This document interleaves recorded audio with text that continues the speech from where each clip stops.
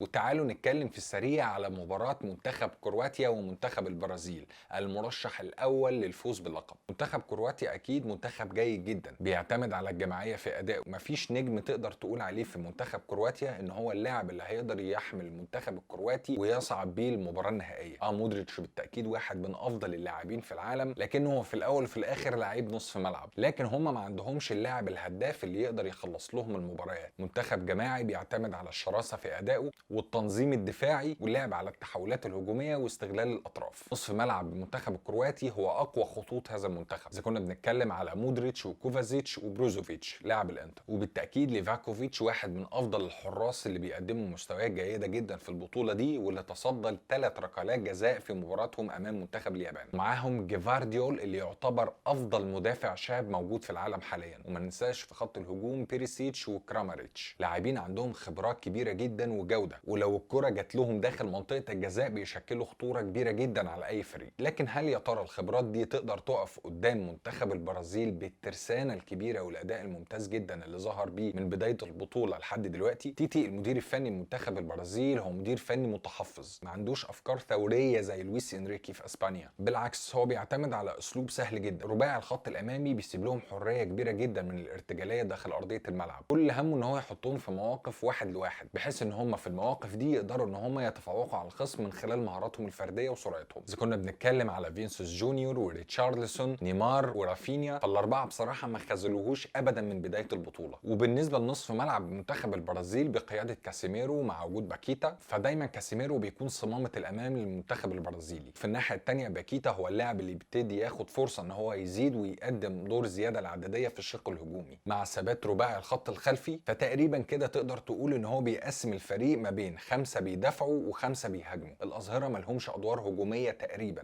حتى عمليه مساندتهم للاجنحه بتكون قليله جدا، وده مفهوم ومقبول، لان هو في الاخر عايز يكون في اندفاع هجومي كبير للاجنحه والراس الحربه ريتشارلسون ومعاهم كمان نيمار. ومع انضمام باكيتا ليهم ان هو يشكل اللاعب رقم 5 والزياده العدديه، فاي تحولات هتيجي على المنتخب البرازيلي هو عايز يامنها بوجود 5 لاعبين في الخط الخلفي. ميليتاو بيبتدي يضم على كاسيميرو وتياجو سيلفا بحيث ان هو يتحول لمدافع ثالث، وبيبتدي دانيلو ان هو يزيد ويلعب جنب كاسيميرو كلاعب نصف ملعب. عمليه التوازن اللي قدر يخلقها تيتي في المنتخب مهمه جدا، لان زي ما قلت لكم هي بتدي اندفاع هجومي وطمانينه للاعبين اللي بيشكلوا القوه الهجوميه لمنتخب البرازيل، ولو حصل بطء في عمليه الارتداد الدفاعي الفريق بيكون متامن كويس. لكن في مشكله هيقابلها منتخب البرازيلي، لو ما قدرش منتخب البرازيل في اول 10 دقائق ربع ساعه ان هو يحرز هدف، هتبتدي الثقه عند دفاع منتخب كرواتيا تزيد، اللي اعتقد بنسبه كبيره ان هو هيلعب بضغط متوسط ويعتمد على التحولات. منتخب كرواتيا زي ما قلت لكم عنده نصف ملعب قوي جدا، فقدرتهم على الضغط على الخصم والخروج بالكره من تحت الضغط ممتازه، ومش هيواجهوا صعوبه كبيره في حاجه زي كده حتى لو قدر المنتخب البرازيلي ان هو يضغط عليهم. لكن لو المباراه فضلت ماشيه وما قدرش المنتخب البرازيلي ان هو يحرز هدف، هيستمر منتخب كرواتيا في اللعب في نص ملعبه بضغط متوسط وتركيزه على التحولات والكرات الثابته. المنتخب البرازيلي برغم تواجد ماركينيوس وتياجو سيلفا اللي يعتبروا من افضل المدافعين في العالم، الا ان عنده مشكله كبيره جدا في عمليه التمركز اثناء الكرات الثابته، ونقطه ضعفه الاولى هي الاظهره، ويمكن ده السبب اللي خلى تيتي يعتمد على ميليتاو كظهير ايمن للفريق.